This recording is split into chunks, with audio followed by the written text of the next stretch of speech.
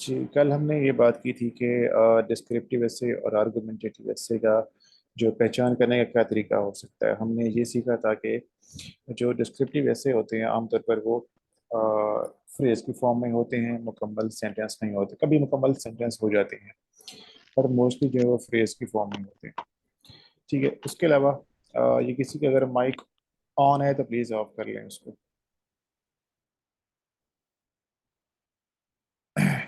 अच्छा, उसके बाद हमने ये देखा कि जो आपका आर्गुमेंटेटिव ऐसे होता है उसकी पहचान करने का आसान तरीका ये है कि वो हमेशा जो है वो सेंटेंस की फॉर्म में होगा। अब जो सेंटेंस की फॉर्म में है वो सारे के सारे आर्गुमेंटेटिव ऐसे नहीं होते। हाँ, आर्गुमेंटेटिव होते हैं बट उसमें से जो चीज़ इंपॉर्टेंट है वो ये होती है कि वो उसके अंदर एंटी आर्गुमेंट आता है कि नहीं आता। ये सबसे इंपॉर्टेंट चीज़ होती है। यानी कि अब आपने ये याद रखना है कि जो डिस्क्रिप्टिव ऐसे है वो फ्रेज की फॉर्म में होते हैं। ठीक है, उसके अंदर सेमी कॉलन कॉलन यूज होता है। ओपन एंडेड भी हो सकते हैं, क्लोज एंडेड भी हो सकते हैं। उसके बाद अगर वो सेंटेंस की फॉर्म में है तो आपने ये देखना है कि वो यूनिवर्सल फैक्ट है या वो डिबेट बेस्ड आइडिया। अगर वो यूनिवर्सल फैक्ट है तो उसके अंदर एंटी आर्गुमेंट नहीं आता और मोस्टली वो जो है किसकी एक डिस्क्रिप्टिव ऐसे की तरह ही उसको आप ट्वीट करते हैं। जैसे democracy and illiteracy can not move together. तो ये एक ऐसा टॉपिक है जिसके ऊपर आप जो है वो बताएंगे कैसे, क्यों, वाई, हाउ। इस तरह करके आप जैसे एक डिस्क्रिप्टिव ऐसे के अंदर करते हैं आप उसके अंदर रीजंस देंगे उसके। ठीक है, उसके बरक्स अगर कोई डिस्क्रिप्टिव सॉरी अगर कोई आर्गुमेंटेटिव ऐसे यूनिवर्सल फैक्ट नहीं है, वो डिबेट बेस्ड आइडिया है, तो दैट मीन्स के उसको आपने ट्रीट करना है एज ए टिपिकल आर्गुमेंटेटिव ऐसे। और उसके अंदर आपने जो चीज़ करनी होती है वो होती है एंटी आर्गुमेंट का फैक्टर। ठीक है, तो अब आपने ये बात माइंड में रखनी है कि अगर कोई टॉपिक आर्गुमेंटेटिव ऐसे का वो यूनिवर्सल फैक्ट नहीं है, इनका डिबेट बेस्ड आइडिया है, तो उसके अंदर एंटी आर्गुमेंट आएगा। बाकी जितने भी टॉपिक्स हैं उसको आप सबको जो है वो एज ए डिस्क्रिप्टिव ऐसे ही आप ट्रीट करते हैं, उसके अंदर आपको एंटी आर्गुमेंट की जरूरत नहीं होती।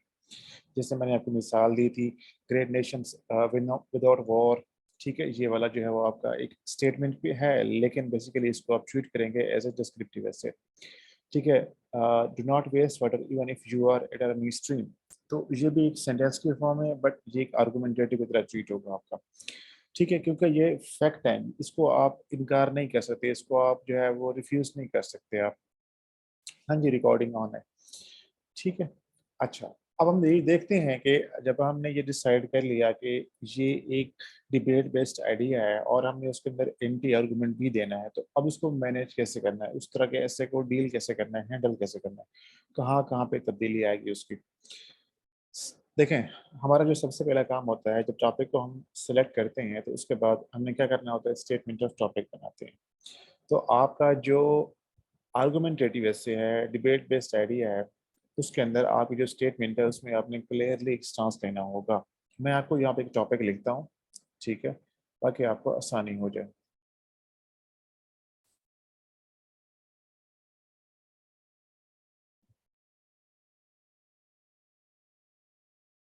ठीक है, ये टॉपिक है कि लास्ट में लिखा हुआ है gender equality is a myth.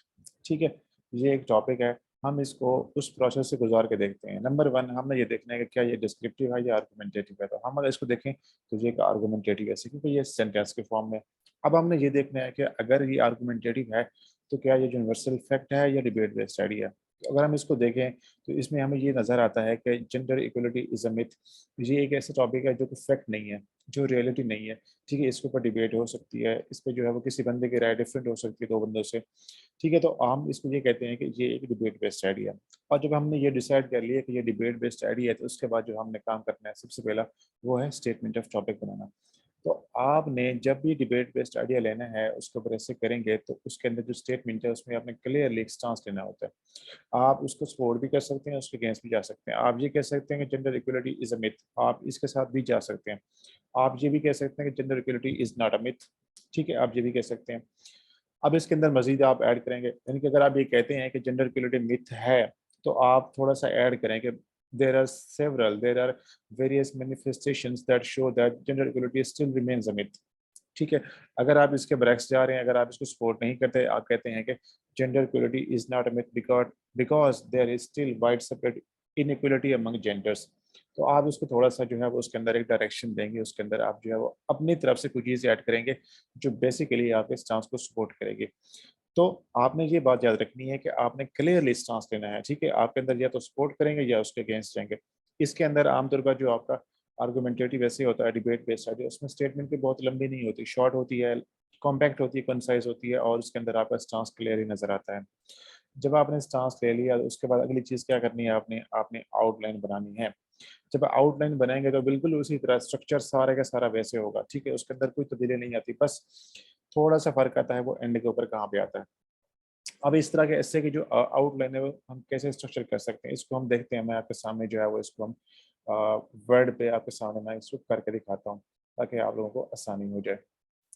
ठीक है, मैं इसको नया पेज पे लेके जाता हूँ।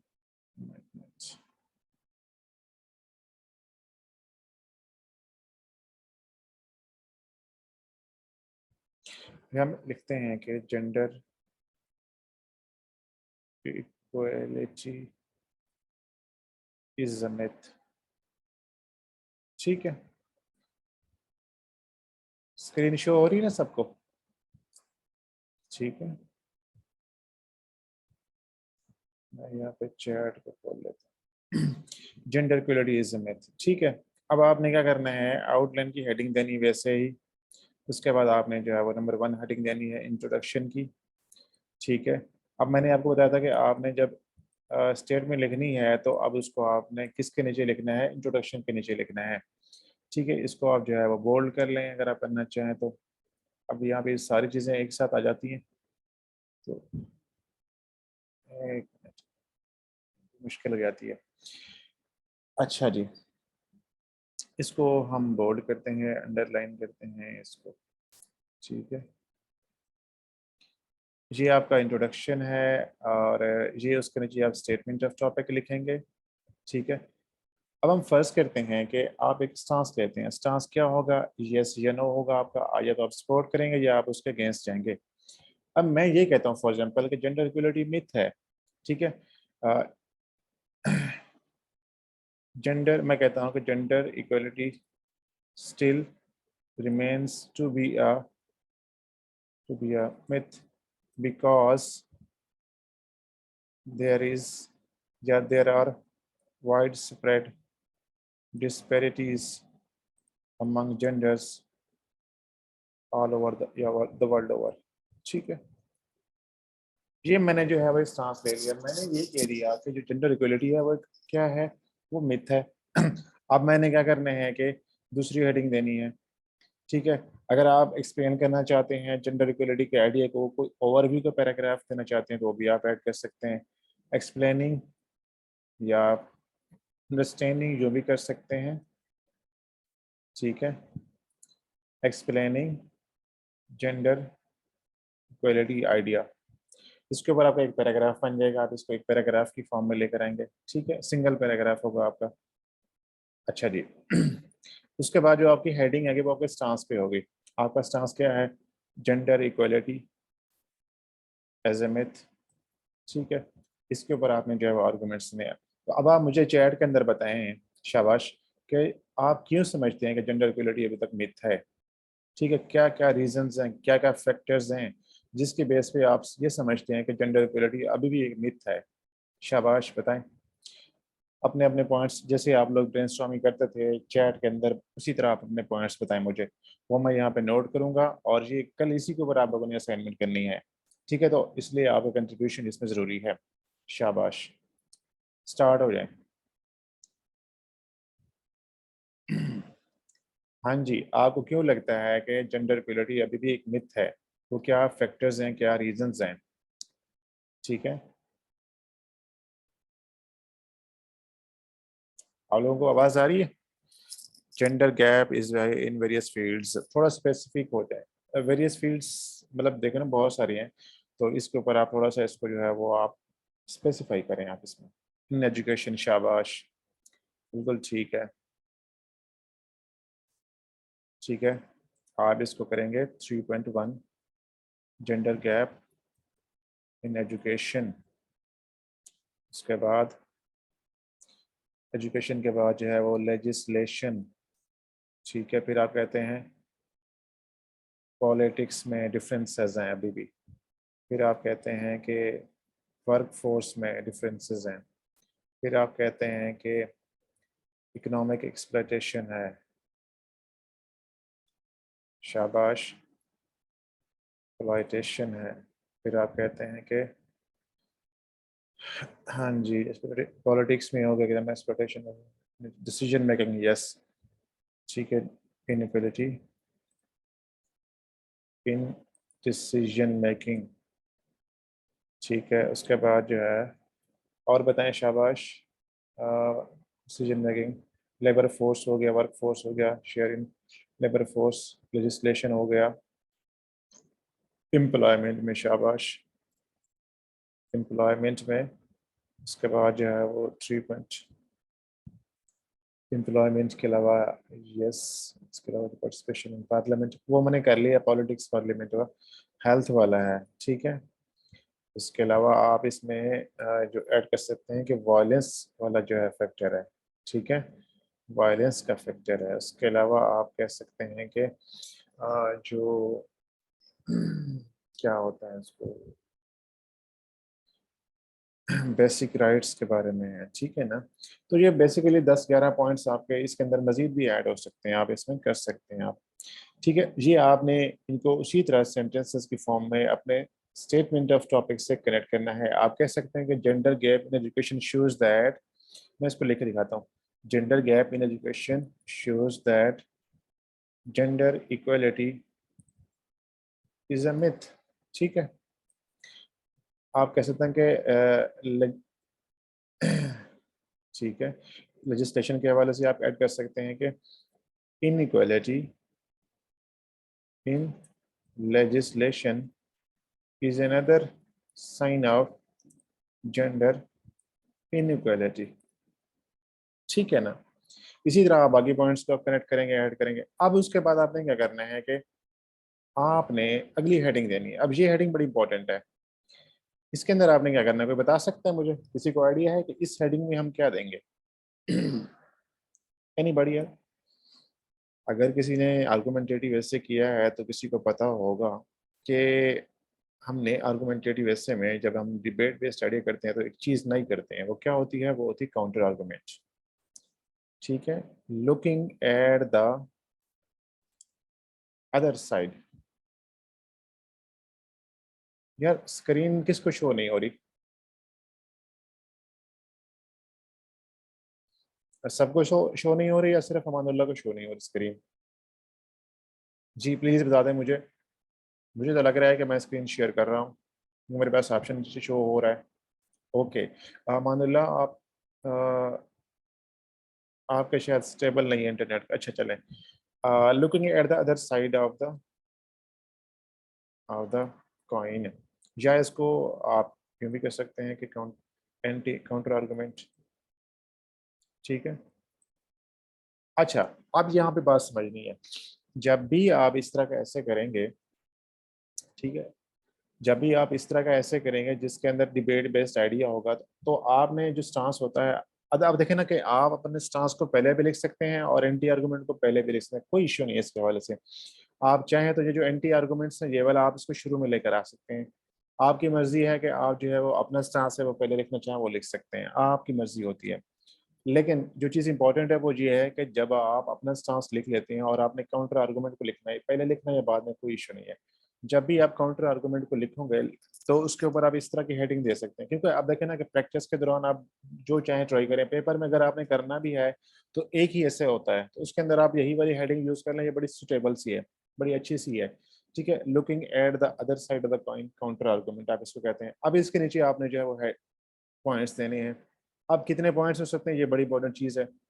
आप मैक्सिमम, मैं चाहूँगा कि आप एक या दो दो पॉइंट दें तो बेहतर है, ठीक है। दो से ज़्यादा नहीं करने हैं आपने। उसकी रीज़न होती है, उसकी रीज़न ये होती है कि जब आप ये पॉइंट्स लिखते हैं तो इनको भी रिकाउंटर करना पड़ता है और वो बड़ा मुश्किल काम हो जाता है। पहले हम ये समझते हैं कि यहाँ पे क्या लिखना है। अब देखें, जब आपने एंटी आर्गुमेंट देना है, काउंटर आर्गुमेंट, तो वो आपका स्टांस नहीं है, वो किसी और बंदे का स्टांस है, ठीक है ना। वो दूसरी साइड है, उसको आप उसका स्टांस है, तो आपकी जो लैंग्वेज है, जो आपका स्टाइल लिखने का, वो इस तरह से होगा। Some people believe that, some people argue that gender equality is not a myth. ठीक है ना, इतना कर लें तो काफ़ी है, एक पॉइंट काफ़ी है अगर आप कर लें इसके अंदर। ठीक है ना, gender equality is not a myth. आप इसके अंदर जो है वो वे फॉरवर्ड ऐड करें वो कर सकते हैं। मैं इसको एक्सप्लेन करता हूँ अभी आपको, मैं इसको ज़रा मुकम्मल कर लूँ। कंक्लूजन।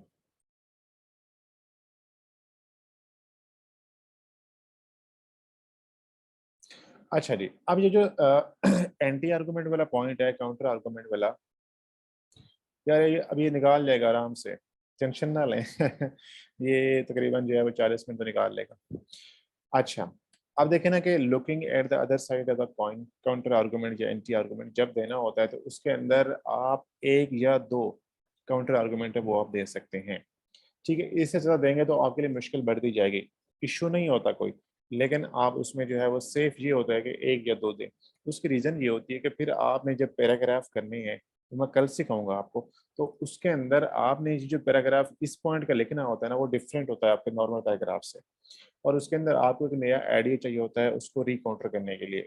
ठीक है, अब चूंकि ये जो पॉइंट है ये आपके जो स्टांस है उसके अगेंस्ट है, बेसिकली आपके स्टांस के अगेंस्ट है, यानी कि आपका स्टांस ये था कि जेंडर इक्वलिटी मिथ है, लेकिन यहाँ पे आपने लिख दिया कि जेंडर इक्वलिटी मिथ नहीं है। अब चूंकि ये आपका स्टांस के अगेंस्ट है, तो आपने जब पैराग्राफ लिखने होते हैं तो इसके अंदर इसको रिकाउंटर करना होता है, यानी कि अपना स्टांस साबित करना होता है। क्योंकि मैंने स्टार्ट में कहा था कि अगर कोई बंदा अपने स्टेटमेंट ऑफ टॉपिक के अगेंस्ट जाएगा तो वो फेल हो जाएगा ऐसे के अंदर। तो बेसिकली अगर आप इसको अनएड्रेस छोड़ते हैं, इसको ऐसे ही छोड़ देते हैं, लीव कर देते हैं, आप इसके ऊपर रिकाउंटर नहीं करते, तो बेसिकली आप अपने स्टांस को रिजेक्ट कर रहे होते हैं, आप अपने स्टांस के अगेंस्ट जा रहे होते हैं, जो आपका स्टेटमेंट ऑफ टॉपिक है उसी को ही आप जो है वो निगेट कर रहे हैं, तो वहाँ पे आप स्ट्रेट फेल हो जाते हैं। इसीलिए जब आपने एंटी आर्गूमेंट या काउंटर आर्गूमेंट के पॉइंट देने हैं तो उसके अंदर एक या दो पॉइंट ऐड करें, इससे ज़्यादा ना करें। दूसरी बात कि इसकी जो लोकेशन है वो आप शुरू में भी लेके आ सकते हैं, नंबर 3 हेडिंग पे लिख सकते हैं, एंड पे लिखना चाहें वो भी आप लिख सकते हैं, कोई भी इश्यू नहीं है इसके हवाले से। ठीक है, तो बस आपने अभी के लिए इतना समझना है कि जब हमने आउटलाइन बनानी है इस तरह के ऐसे की जिसके अंदर एंटी आर्गूमेंट आता है, तो सबसे पहली चीज़ आपने स्टांस क्लियर लेना है। जो आपका स्टांस है वो बिल्कुल क्लियर होगा, उसके अंदर आपने एक साइड को चूज करना है, एक स्टांस को सपोर्ट करना है। उसके बाद आपने कोई ओवरव्यू का पैराग्राफ देना है वो देना चाहें वो आप दे सकते हैं, कोई चीज़ एक्सप्लेन करनी है वो आप कर सकते हैं। उसके बाद आप जो है जो आपका स्टांस है, अगर आपने उसकी साइड पे उसके सपोर्ट में आर्गूमेंट देने हैं वो लिख लें, अगर आपने एंटी आर्गूमेंट को लिखना है वो लिख लें। आप जब आप अपने स्टांस के आर्गूमेंट देंगे तो वो आप कोशिश करें कि ये तो मैंने थोड़े से लिखे हैं, इसमें मजीद आप ऐड करें, आप इसके अंदर कम से कम 13-14 पॉइंट्स होने चाहिए। क्योंकि आपने जब एंटी आर्गूमेंट देना है तो वो तो एक या दो पैराग्राफ बन जाएंगे, एक या दो, तो आपने 15-16 पॉइंट लाजमी करने होते हैं टोटल मिला के पैराग्राफ्स। तो आपने कोशिश करनी है कि जो 10 है इसके अंदर 2-3 पॉइंट्स और ऐड करें, एक यहाँ पे हो जाएगा, एक यहाँ पे हो जाएगा, तो 15 के करीब आपके पैराग्राफ 16-15-16 जो है वो बिल्कुल रीजनेबल होते हैं इस तरह के हिस्से के अंदर। ठीक है, एक आपका पैराग्राफ ये वाला आ जाएगा, 10 पैराग्राफ ये, अगर हम दो यहाँ पे ऐड करें 13 हो जाएंगे, 14 और 15-15 ये काफ़ी हो जाएंगे। ठीक है, वे फॉरवर्ड का एक या दो भी हो सकता है, कोई इशू नहीं है। अगर आपको लगता है कि आपके ऊपर जो पॉइंट से कम है और आपके ऐसे की लेंथ कम हो रही है तो आप वे फॉरवर्ड में एक वजह दो पैराग्राफ कर दें। ठीक है, अगर आपको लगता है कि यहाँ पे आपके पास इस सेक्शन के अंदर कोई आपके पास आर्गूमेंट पूरे नहीं हो रहे तो आप ऊपर कोई एक और पैराग्राफ ऐड कर दें। तो बेसिकली ये सारी जो है इसको आप कहते हैं प्लानिंग होती है आपके एस्से की। ठीक है ना, और सीएसएस के अंदर एग्जामिनर यही देख रहा होता है कि आपके एस्से में ये हेडिंग कितनी होती है, ये वाली जो हेडिंग है ना, नंबर 1, नंबर 2, 3, 4, ये कितनी हेडिंग्स है। तो मैंने आपसे शुरू में कहा था कि 5 से 8 के करीब, 5 से 8 के बीच में आपने हेडिंग रखनी है। जितनी ये आपके एस्से में हेडिंग होगी ना आउटलाइन के अंदर, तो ये शो करता है कि आपका एस्से जो है वो बड़ा होलिस्टिक है, आपकी आउटलाइन बड़ी होलिस्टिक है, उसको आपने डिफरेंट एंगल से हर तरह से प्लान किया है और उसके अंदर जो पॉसिबल चीज़ें हैं वो आपने उसके अंदर शामिल की हैं।